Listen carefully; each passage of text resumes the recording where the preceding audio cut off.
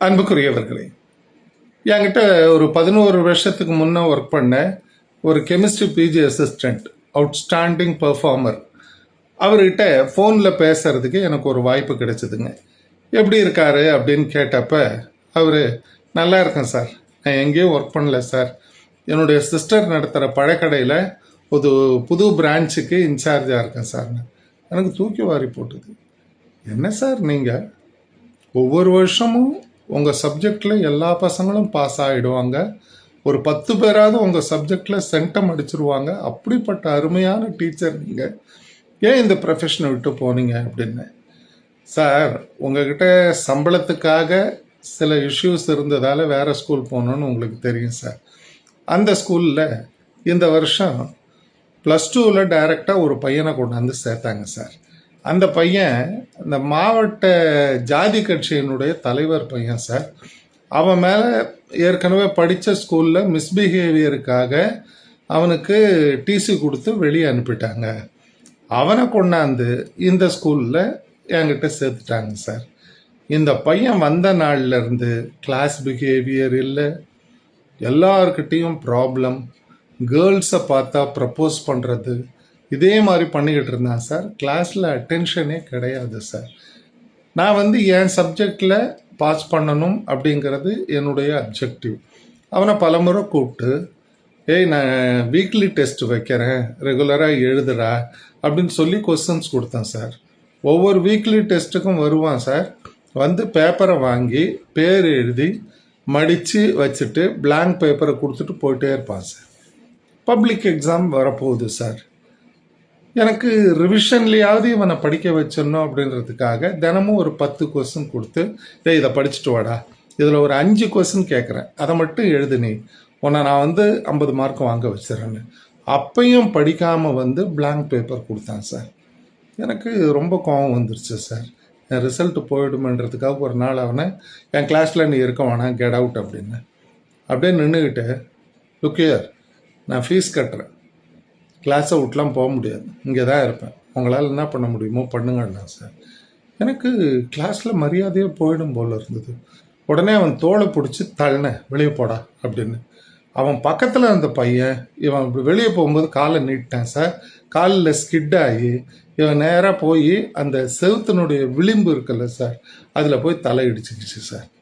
அவ்வளோதான், மண்டையில் லேசாக காயம் அதிலிருந்து ரத்தம் ஆரம்பிச்சிருச்சு சார்.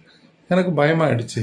உடனே அவனை கூட்டிகிட்டு போயிட்டு ஸ்கூல்லே இருக்க ஒரு நர்சிங் ரூம் இருக்குது சார், அங்கே போய் ரத்தத்தெல்லாம் தொடச்சி விட்டு ஒரு நர்ஸை கூப்பிட்டு, இந்த ஸ்கூல்லே நர்ஸ் இருக்காங்க சார், 2 தையல் போட்டாங்க சார். பேரண்ட்ஸை கூப்பிட்டேன். அவங்க அம்மா தான் வந்தாங்க, அவங்க அப்பா அரசியல்வாதி, அதனால் அவர் வரல. அவங்க அம்மா வந்தாங்க. அவங்க ஒரு கவர்மெண்ட் ஹாஸ்பிட்டலில் ஸ்டாஃப் நர்ஸு சார். அவங்க பையனை திட்டிட்டு, அவங்களுக்கு இந்த பையனுடைய கேரக்டர் தெரியும், வீட்டுக்கு கூட்டிகிட்டு போயிட்டாங்க சார். நான் ஈவினிங் உட்காந்துருக்கேன் சார். கரஸ்பாண்டன்ட் ஃபோன் பண்ணார். என்ன சார், இன்றைக்கி யாராவது பையனை அடித்து மண்டையை உடச்சிட்டிங்களான்னு. மண்டையெல்லாம் உடைக்கல சார் அப்படின்னு நடந்தது சொன்னேன். அந்த பையன் அவங்க மேலே போலீஸ் கம்ப்ளைண்ட் கொடுத்துட்டு கவர்மெண்ட் ஹாஸ்பிட்டலில் அட்மிட் ஆகிருக்கான், போய் அவனை பார்த்து கேஸ் கொடுக்க வேணான்ட்டு உங்களை நீங்களே காப்பாற்றிங்க, நான்லாம் இதுக்கும் வர முடியாது அப்படின்னு கரஸ்பாண்டன்ட் கை கழுவி விட்டார் சார். நேராக ஹாஸ்பிட்டலுக்கு ஓடினேன் சார். ஓடினா அந்த பையன் இருக்கிறான் சார். அவன்கிட்ட போய், என்னடா ஆச்சு, நடந்தது உனக்கே தெரியும், ஏன்டா இந்த மாதிரி மேலே கம்ப்ளைண்ட் கொடுத்துருக்க அப்படின்னு. ஒன்று, என் மண்டையாக உடச்சிட்டிங்க, உங்கள் மேலே கம்ப்ளைண்ட் கொடுக்காம நான் என்ன பண்ணுறது, எதாக இருந்தாலும் எங்கள் அப்பாட்ட பேசுங்க, அங்கே வெளியே நிற்கிறாரு அப்படின்னா. நான் நேராக போனேன் சார். அவங்க அப்பா லோக்கல் ஸ்டேஷனுடைய இன்ஸ்பெக்டர் கூட நிற்கிறாருங்க சார். போயிட்டு, சார் என்ன ஆச்சு அப்படின்னு. பையனை பார்த்துக்குவேன்ட்டு அனுப்புனா அவன் மண்டையை உடச்சி அனுப்பியிருக்க, நீ எதாக இருந்தாலும் ஐயா கிட்ட பேசிக்கோ அப்படின்னு சொல்லிட்டு அந்த ஆள் ஓரமாக சிகரெட் பிடிக்க போயிட்டான் சார். அந்த இன்ஸ்பெக்டர் நேராக வந்தார். சார் ஸ்டேஷனுக்கு வாங்கலாம் உங்களை விசாரிக்கணும். சரி சார், நான் 2 வீலர் வச்சுருக்கேன், 2 வீலரில் வந்திருந்தவனே, லுக்கியர், நீ ஒரு அக்யூஸ்ட், வண்டியில் ஏறு அப்படின்னு சொல்லிட்டு என் கழுத்தை பிடிச்சி அந்த ஜீப்பில் பின்னால் தள்ளிட்டார் சார். இந்த பக்கம் ஒரு கான்ஸ்டபிள், அந்த பக்கம் ஒரு கான்ஸ்டபிள், கொலகாரனுக்கு பக்கத்தில் உட்கார்ற மாதிரி ஏறி உட்காந்துட்டாங்க சார். அவமானமாக போச்சு சார். நேராக ஸ்டேஷனுக்கு கூட்டிகிட்டு போயிட்டு பாராகாரங்கிட்ட, இந்த ஆளை சர்ச் பண்ணி உள்ளே போடுங்க அப்படின்னு சொல்லிட்டு அந்த இன்ஸ்பெக்டர் ரூமுக்கு போயிட்டார் சார். நான் ஒரு பிஜி அசிஸ்டண்ட்டு சார்.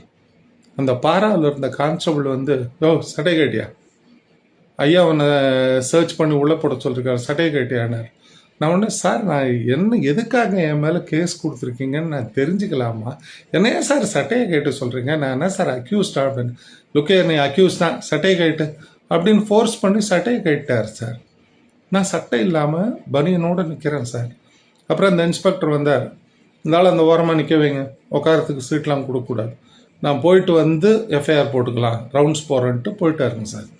போனவர் 3 மணி நேரமாக வரல சார். அந்த ஸ்டேஷனில் கையை கட்டிக்கிட்டு செவுத்தோரமாகவே நின்றுக்கிட்டு இருக்கேன் சார். 3 மணி நேரம் ஆச்சு சார். அந்த இன்ஸ்பெக்டர் வந்தார். வந்த உடனே அந்த அம்மா, பையனுடைய அம்மா வந்தாங்க. வந்து, என்ன சார் நீங்கள், என் வீட்டுக்காரனா இந்த மாதிரி முட்டாள்தனமாக கம்ப்ளைண்ட் கொடுத்தாருன்னா, இந்த நல்ல மனுஷன் சார், அவன் படிக்கணும்னு தான் சார் ஆசைப்பட்டார், அவரை இப்படி நிறுத்தி வச்சிருக்கீங்களே சார் அப்படின்னு சொல்லிட்டு நேராக வந்து சட்டையை எடுத்து கொடு, சார் தயவுசெய்து போடுங்க சார், என் பிள்ளை செஞ்சது தப்பு தான் சார்னு டப்புன்னு என் காலில் விழுந்துட்டாங்க சார். எனக்கு என்ன சொல்கிறதுன்னு தெரியல சார். உடனே அந்த அம்மா, இந்த பாருங்க, எந்த கம்ப்ளைண்ட்டும் கிடையாது, என் வீட்டுக்காரன் குடியில் கொண்டாந்து உங்ககிட்ட கம்ப்ளைண்ட் கொடுத்துட்டான், நான் அந்த பையனை கூப்பிட்டு போகிறேன், கேஸும் வேணும் ஒன்றும் வேணும் அப்படின்னு. உடனே அந்த இன்ஸ்பெக்டரு, நான் உங்கள் வீட்டுக்காரருக்கு என்னம்மா பதில் சொல்கிறது, அதெல்லாம் நான் சொல்லிக்கிறேன் சார், வேலையை பாருங்கள் அப்படின்னு சொல்லிட்டு அந்த பையனை கூப்பிட்டாந்து, சார்கிட்ட சாரிட்டு சொல்கிறாங்க. அந்த பையன் முறைச்சிக்கிட்டு அப்படியே நின்றுந்தான் சார். உடனே அந்த அம்மா கூட்டிகிட்டு போயிட்டாங்க. அந்த பையன் மறுநாள்லேருந்து பள்ளிக்கூடமே வரல சார். நான் மறுநாள் காலையில் போய் மேனேஜ்மெண்ட்டில் கேட்டேன், என்ன சார் எனக்கு சப்போர்ட்டே பண்ணலையே சார், இதுக்கெல்லாம் வர முடியாது சார், நீங்கள் ஒர்க் பண்ணுறீங்க, ஒழுங்காக ஒர்க் பண்ணுங்க, மற்றபடி நீங்கள் தான் உங்களை காப்பாற்றிக்கணும் அப்படின்னார். நான் வேலையை ரிசைன் பண்ணிவிட்டு வீட்டுக்கு வந்துட்டேன் சார். வந்த அப்புறம் என்னுடைய சிஸ்டர் கடையில் ஒரு புது பிரான்ச் திறந்தாங்க, அதை பார்த்துக்கிட்டு அங்கே தான் சார் இருக்கேன் அப்படின்னு சொன்னார். எனக்கு இப்படி இருந்த ஒரு ஆசிரியர் பணி இந்த தனியார் பள்ளிகள் வந்த அப்புறம் இவ்வளோ மோசமாக மாறி இருக்கு. ஆசிரியர்களுக்கு பாதுகாப்பு கிடையாது. 2வது, பையன் போய் கம்ப்ளைண்ட் கொடுத்தா போலீஸ் ஸ்டேஷனில் ஆசிரியர்களை கூப்பிட்டு அவமானப்படுத்துறது, இதெல்லாம் அடுத்த தலைமுறை எப்படி உருப்படும்னு சொல்ல முடியலைங்க. இதை நினச்சிக்கிட்டு இருக்கும்போது எனக்கு ஒரு குரு சிஷ்யன் கதை ஞாபகம் வந்தது. அது இப்போ உங்களுக்காக.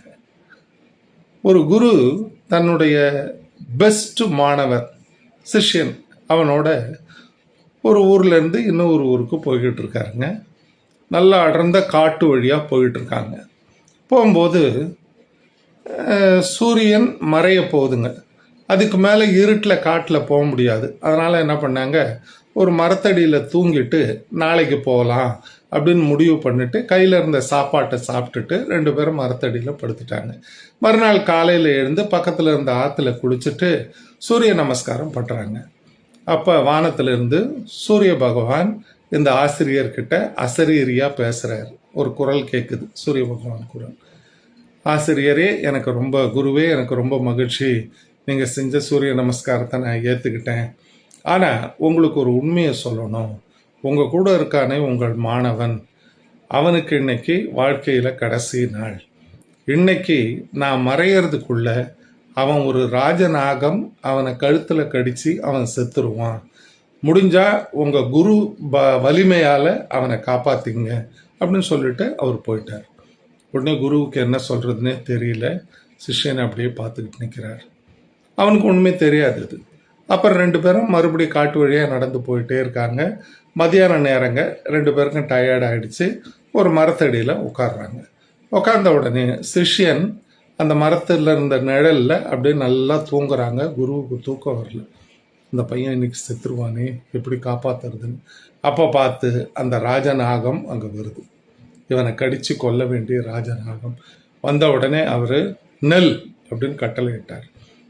பெரிய குரு இல்லைங்களா, ராஜநாகம் அப்படின்னு நின்றுடுச்சு. நின்ன உடனே அவர் சொன்னார், இவன் என்னுடைய மாணவன், இவன் உயிரை நீ எடுக்கக்கூடாது அப்படின்ன உடனே, அதெல்லாம் எனக்கு தெரியாது, எனக்கு யமதர்மன் இட்ட கட்டளை இந்த பையனுடைய கழுத்தில் கடித்து அவனுடைய ரத்தத்தை நான் உறிஞ்சி குடிக்கணும், அவ்வளோதான் எனக்கு அவர் இட்ட கட்டளை, அதை நான் நிறைவேற்றாமல் போனால் நான் பாவி ஆகிடுவேன் அப்படின்னு உடனே குரு சொன்னார், சரி உனக்கு யமன் இட்ட கட்டளை என்ன, கழுத்தில் இருந்து அவர் ரத்தத்தை எடுத்து குடிக்கணும், அவ்வளோதானே, வேற ஒன்றும் இல்லையே.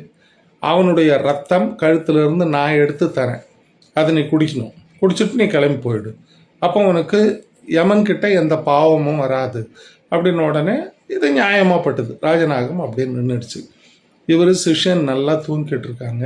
ஒரு சின்ன கத்தி எடுத்துகிட்டு போய் அவன் கழுத்தில் வச்சு லேசாக அறுக்கிறார். குரு தன்னுடைய கழுத்தை அறுக்கிறாருன்னு அவனுக்கு தெரியுது. ஆனால் கண்ணை இறுக்கி மூடிக்கிட்டு படுத்துக்கிட்டான். குரு கழுத்தை அறுத்து ரத்தம் பீறிட்டு வருதுங்க. அந்த ரத்தத்தை ஒரு சின்ன பாத்திரத்தில் பிடிச்சி அந்த ராஜநாகத்துக்கு ஊட்டுறார். அது இந்த பாத்திரத்தில் அந்த ரத்தம் முழுக்க குடிச்சிட்டு அது உடனே போயிடுச்சு. அதுக்கு பாவம் இல்லை, அதுக்கு இட்ட கட்டளை ரத்தத்தை குடிச்சிட்டு வா அப்படின்றது தான். அது குடிச்சிட்டு போயிடுச்சுங்க. உடனே ஒரு பச்சிலையை அரைச்சி அவன் கழுத்தில் போட்டு இவர் ஓரமாக உட்காந்துருக்காருங்க. சிஷ்யன் கொஞ்சம் நேரம் கழித்து அப்படியே தூங்கினவன் கண் வீழ்ச்சி பார்த்தா கழுத்தில் பத்து போட்டிருக்கு. உடனே குரு கேட்குறார், நான் உன் கழுத்தை அறுத்தனே, உனக்கு அது தெரியலையா அப்படின்னாரு. குருவே, நீங்கள் கத்தியை வச்சதும் தெரியும், கழுத்தை அறுத்ததும் தெரியும். என்னுடைய குரு எனக்கு எந்த தப்பும் செய்ய மாட்டார் அப்படிங்கிறது தான் ஒரு மாணவனாகிய என்னுடைய நம்பிக்கை. என்னை பெற்றவங்களுக்கு அப்புறம் என்னுடைய உயிர், உடல், என்னுடைய மனம், இது எல்லாமே என்னுடைய ஆசிரியருக்கு தானே சொந்தம். அதனால் உங்கள் மேலே எனக்கு நம்பிக்கை இருந்து அதனால் நான் அப்படியே படுத்திருந்தேன் அப்படின்னு சொல்லிட்டு அவன் அவர் காலில் விழுந்து வணங்கினான். கதை முடிஞ்சதுங்க. இப்படிப்பட்ட மாணவர்கள் அப்போ இருந்திருக்காங்க. அன்புக்குரியவர்களே, வாழ்க வளமுடன்.